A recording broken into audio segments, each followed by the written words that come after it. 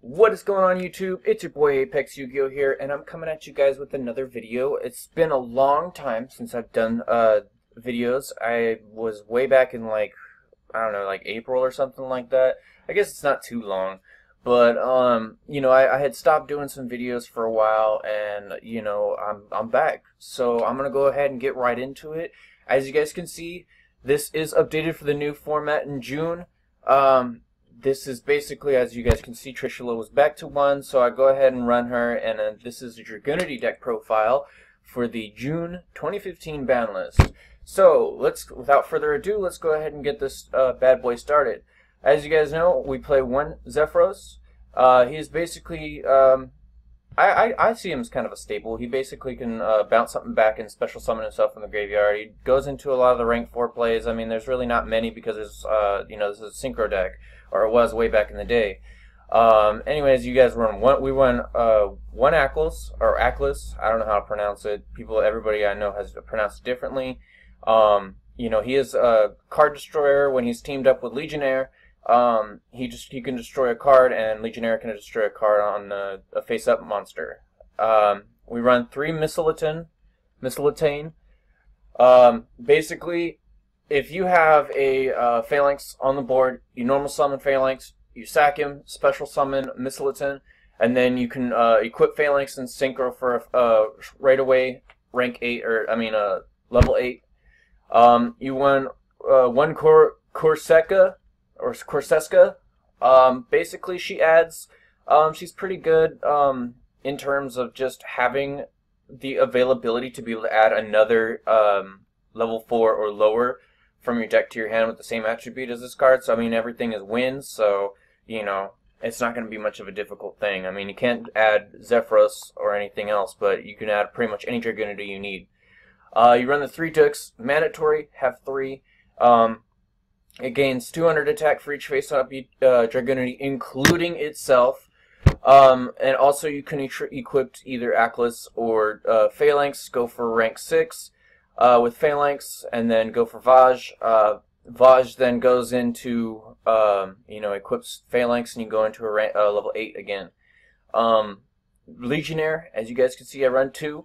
I don't run 3 because 3 is too cloggy, and you don't really need him all the time. He's basically gonna make your Catastor and Boundaries, Armades.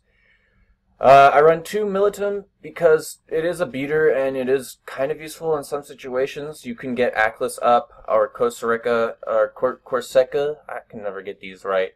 The names are so weird. And you can bring them up into the monster card zone and synchro with them.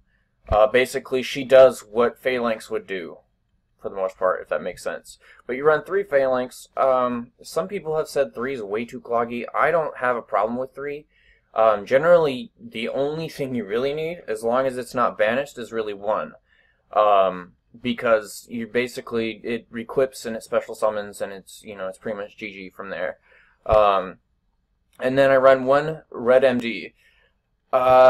Basically, this card is, I haven't gotten around to be able to use it, but it's good to have backup. I mean, you can banish Mistletoe, special summon, and I mean, if you have Scrap Dragon or Spark Dragon in the grave, you can special summon it. Or you can special summon Vaj, Gatorg, whatever. I run 3 cards of Consonance because I do run more than 1 Phalanx, and I also run a lot of other level 2 and lower Dragunity tuners. So, and they're all dragons, as you can see, dragon, and these are dragons, so they can sack and draw 2 cards. It's good to have draw power. 2 Ravine, because the ban list had brought it up to 2, and that's what made this deck so much better, is, it's basically going to be topping, I believe, because of the Dragon Ravine at 2. Running 2 Lance. Lance is actually a really good card, and I really didn't even notice it until now, until recently.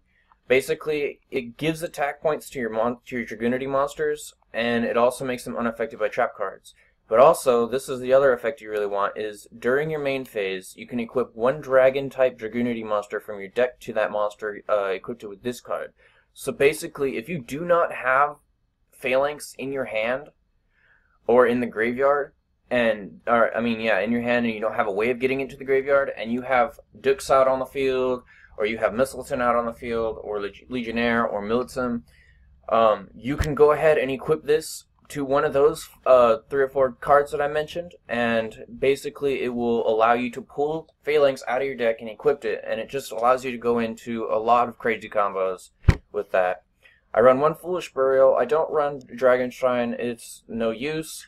So Foolish Burial is just it's just better. Really, I mean, you only need 1. Since you have 2 Dragon Ravine, you only need 1 other thing to let you send to the graveyard. I also run 2 MST.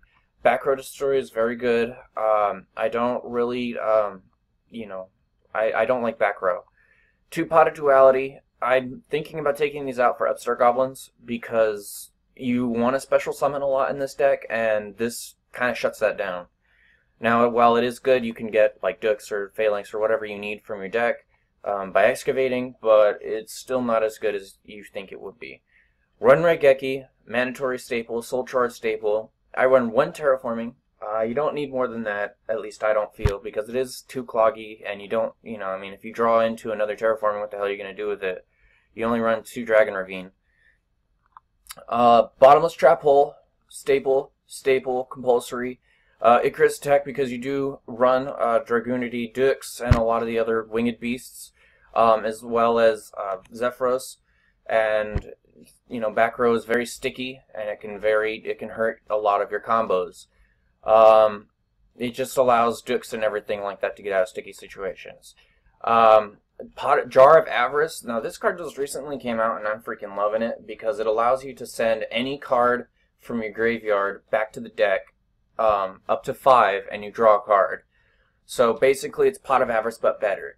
So if if you got a bunch of stuff in your hand that you want to, like Cards of Consonance, for instance, that you want to use, but you don't have like another dragon type monster in your deck or something like that, it's going to shuffle it all back into your deck and help you quite a bit. And I mean, this can put this back into your deck. You can put anything back into your deck. Even synchros that you want to use later on in the duel, like Scrap Dragon or Spark Dragon or whatever.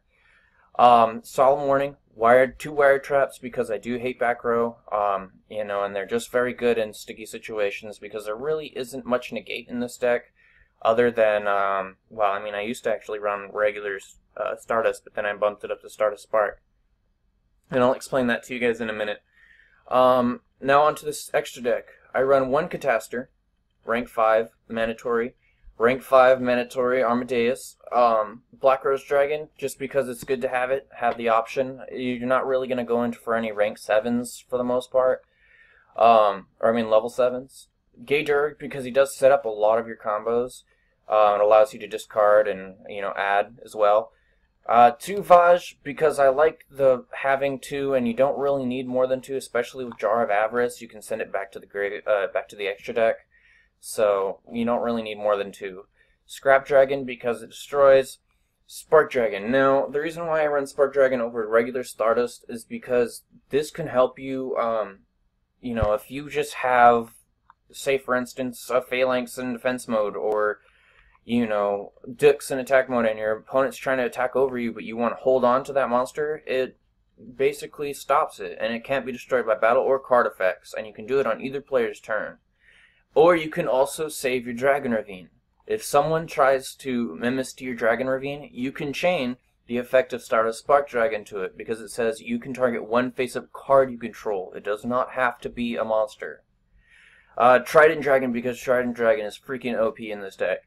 You can basically, you go Scrap Dragon, you normal summon, or you can get out, Phalanx any way you can, and you can sync for level 10, and basically, bam, swipe the whole field. This is basically OTK right here, of like you can possibly do up to 9,000 damage with it, depending. Trishula, because it was recently brought back, and there is a possible way you can do it, but it's not very likely. But it's good to have that option. Vulcan the Divine for level 6. I don't run Goyo Guardian because Goyo Guardian just is not very good as people think it is. Yeah, you can snag your opponent's graveyard Pokemon, or sorry, I've been playing Pokemon a lot, monsters, but it really doesn't help very much. This at least allows you to bounce. It's an extra compulse, whatever. Castel, as a rank 4, and Lightning Chidori because everything is wind. Bounces set cards, bounces face down and face up. M7 because it allows you to recycle cards in your graveyard, and Gaia Dragon because you do run on one rank 6. I mean, I'm thinking about taking Gaia Dragon out for like Photon Bouncer or Gauntlet Launcher or something like that, because you are able to make them with Missileton and, for instance, like Vulcan or whatever. But I mean, XYZs in this deck is not really that much needed. So that's why I only run 4. But anyways, guys, thank you for watching. I hope you guys enjoyed this video. If you guys do, like and subscribe, please. It really helps me out. I'm sorry I haven't been able to do a lot of videos lately, but I can guarantee you it will be a lot more coming in. So, like I said, please like and subscribe. Thank you for watching, guys. Have a good day.